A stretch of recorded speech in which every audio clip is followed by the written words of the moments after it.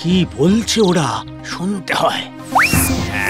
ভাগ্যিস গোবু মন্ত্রী ছিল, তাই আমাদের রাজ্যটা চলছে, নইলে আর দেখতে হতো না। হ্যাঁ, হবু রাজা তো আমাদের দিকে নজরই দেয় না। আরে ধুর, প্রজা পালন কাকে বলে জানেই না, শুধু উদ্ভট ভাবনা চিন্তা করেই রাজা মশাইয়ের দিন চলে যায়। আমি প্রজা পালন করতে পারি না, শুধু উদ্ভট চিন্তা করে দিন কাটাই। ঠিক আছে, আগে এই মন্ত্রীর একটা ব্যবস্থা করি, তারপর দেখাচ্ছি সবাইকে আমার ক্ষমতা। হবুচন্দ্র রাজার গোবুচন্দ্র মন্ত্রী। সারা দেশ মন্ত্রীর কাজে খুশি, আর হবুচন্দ্র রাজার পাগলামিতে তিতিবিরক্ত। এমনকি রানীও মন্ত্রীকে পছন্দ করে। ওটা কি মাছ রে? এটা আমুদি আর এটা চিতল। বাহ বাহ, ভাগ্যিস আমাদের গোবু মন্ত্রী ছিল, তাই বাজার খুঁজে অমন মাছ নিয়ে আসে, নইলে সেই এক পোনার ঝোল খেতে খেতে মুখ টোকে যেত। ওহ, এখানেও গোবু। ঘর থেকে রান্নাঘর, রান্নাঘর থেকে বাজার, বাজার থেকে মানুষের অন্তরে, সবার অন্তর থেকে যদি এই গোবুকে সরাতে না পারি তো।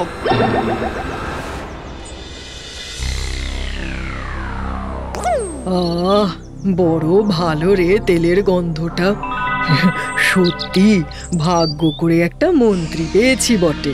কি সুন্দর তেলটা এনে দিয়েছে বল। কেন রানীমা, আপনি যে ভাগ্য করে স্বামী হিসেবে রাজা মশাইকে পেয়েছেন। তুই চুপ কর তো।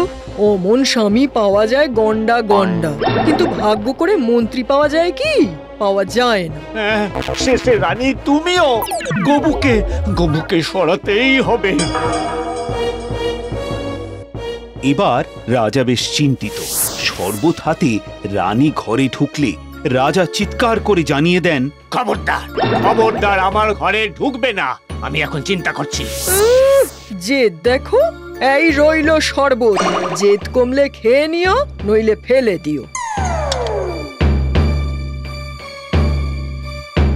মহারাজ, আপনার খাবার পরিবেশনের ব্যবস্থা করব। না, আমি আজ উপোস করব। তবু তোদের ওই চিতল বা আমোদি কোনো মাছই আমি খাবো না। রাজার কথার কি ছিরি। সব এই মন্ত্রীর প্রশ্রয়ে কিছু একটা করতেই হবে। গোবর গর্দান নেব, গর্দান। না, ওরে বাবা, এটা করা যাবে না। না, ছলনা করে গোবুকে রাস্তা থেকে সরাতে হবে। ভাবতে ভাবতে হবু রাজার মাথায় একটা বুদ্ধি আসে। আরে এসো গোবু মন্ত্রী, রাতে ঘুম ভালো হয়েছে তো? আগে হ্যাঁ, প্রণাম। রাজার গোবু মন্ত্রীর প্রতি এই মিষ্টি ব্যবহার দেখে পারিষদরা তো অবাক। সূর্য কোন দিকে উঠল। বসো। তুমি আমার মন্ত্রী, কিন্তু অনেক দিন তোমার কোনো পরীক্ষা নিইনি, আজ নেব। বেশ, নিন, ভালোই তো। আচ্ছা, যদি উত্তীর্ণ হও তাহলে আমি তোমায় পুরস্কার দেব, আর যদি না হও? না হলে আপনি যা শাস্তি দেবেন, না হলে আমার বেতন কেটে নেবেন। ঠিক বলেছো, তবে বেতন নয়, আমি তোমার মুন্ডু কাটবো। পরীক্ষা হলো পৃথিবীর সব থেকে কৃতজ্ঞ আর অকৃতজ্ঞ জন্তুকে আমার সামনে নিয়ে এসো। আমি তোমাকে 3 দিন সময় দিলাম। কৃতজ্ঞ আর অকৃতজ্ঞ, বেশ, হয়ে যাবে। গোবু, তোমাকে একটা পরামর্শ দিই। আগে বলুন। কুকুর বেড়াল ভেবো না, কিন্তু ও তোর আমার আগে থেকেই তৈরি করা আছে। এই কথা শুনে তো গোবু মন্ত্রীর আক্কেল গুড়ুম।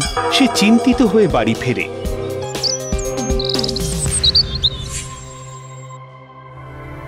না, আর বাঁচার কোনো পথ নেই। সব সম্পত্তি লিখে দিয়ে যেতে হবে। গর্দান তো আমার যাবেই। বাবাজি। জি বলুন বাবা। শোনো, আমি আমার সব সম্পত্তি লিখে দিয়ে যাব। কেন বাবা? রাজা মশাই আমার গর্দান নেবেন বলে মনস্থির করেছেন।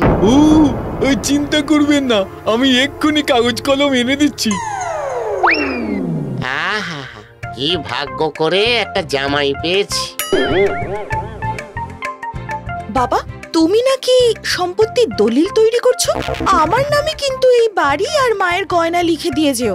বাকি তোমার যা আছে সে তুমি তোমার জামাইয়ের নামে লিখে দিও।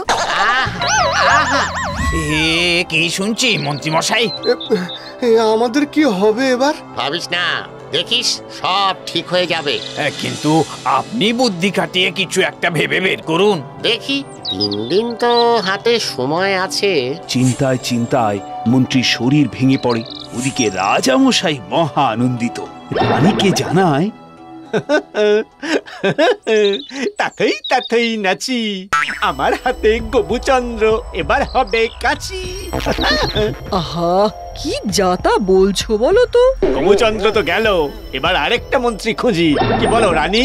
তোমার রাজ্য তুমি যা ইচ্ছে করো, তবে এই আমি বলে দিলাম, গবু যদি মন্ত্রী না থাকে তোমার রাজ্যও কিন্তু থাকবে না। মহারাজ, এই যে আপনার খাবার। হ্যাঁ হ্যাঁ, দে দে দে। আজ আজ যত পারিস মাছ খেয়ে নে, মন্ত্রী তো আর থাকবে না। না মহারাজ, আমরা তো ওভাবে ভাবিনি। মন্ত্রী যাবে ওপরে, আর পেছনে তোরাও ভাবতে ভাবতে যাস। শোনো, এবার থেকে আর গবু দেখবে না, সব আমি দেখবো। 3 দিন পর সব কর যেন আমার রাজপ্রাসাদে জমা হয়। এই রে, রাজা এবার আমাদের সবার মাথা খেয়ে ফেলবে। হ্যাঁ, রাজা আবার খেপেছে। এই এই চলো সবাই মন্ত্রী মশাইয়ের বাড়ি যাই। প্রজারা সবাই মন্ত্রীমশাইয়ের বাড়ি যায়। বাড়ি গিয়ে শুনে কৃতজ্ঞ আর অকৃতজ্ঞ জন্তু লাগবে। এবার সবাই হাতে করে যে যা জন্তু পারে নিয়ে আসে। আগে আমার এই গরু সবচেয়ে অকৃতজ্ঞ, খায় বেশি, দুধ দেয় কম। আমার এই মুরগি ডিম দেয় না। ওরে, এত সহজ ব্যাপার নয়। রাজা, যা করার আমাকেই করতে হবে। বাবা, কালই তো শেষ দিন। দলিল প্রস্তুত হয়ে গেছে বাবা, আর এই দাগ নম্বরের জমিগুলো বিক্রির জন্য আমি লোকও নিয়ে এসেছি। যা টাকা পাবো শহরে গিয়ে সুদের কারবার করব। তোমাদেরই তো এখন সব, রাখো ফেলো যা খুশি করো। মন্ত্রী কি যেন ভাবে, তারপর জামাইকে ডেকে বলে, শোনো বাবা জীবন, কাল আমি রাজপ্রাসাদে যখন যাব, তোমাকে আর তোমার বউকে আমি সঙ্গে করে নিয়ে যাব, যাতে শেষ মুহূর্ত পর্যন্ত তোমাদের আমি দেখতে পাই। নিশ্চয়ই। কি হে, কই তোমার কৃতজ্ঞ আর অকৃতজ্ঞ জন্তু? আগে আমি উত্তরটা বলবো, তবে সবার কানে কানে। বেশ, বলো তবে। মন্ত্রী গবু এবার সবার কানে কানে উত্তরটা বলতে থাকে, আর সবার চোখ কপালে উঠে যায়। সবাই হতবম্ব। হ্যাঁ, এ অসম্ভব। এসব কি বলছো গবু? হ্যাঁ, যা, না, সে কি হতেই পারে না, ও মিথ্যা কথা বলছে। হ্যাঁ, আমি এই ব্যাপারে তোমার সাথে একমত। বেশ, তাহলে হয়ে যাক গ্যাচাংফু। জল্লাদ, এসো এসো এসো এসো, কাটো গলা। বেশ, তাহলে সবার সামনেই কাটা হোক। জল্লাদ এসে যেই না তার অস্ত্রটা তুলেছে, অমনি কুকুরটা তার ঘাড়ে ধোপ করে কামড়ে দিয়েছে।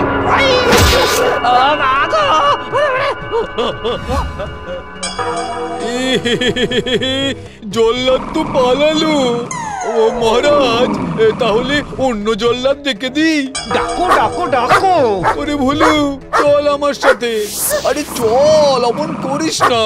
এই রাজামশাইয়ের আদেশ কিছুতেই অমান্য করা যায় না। চল চল চল।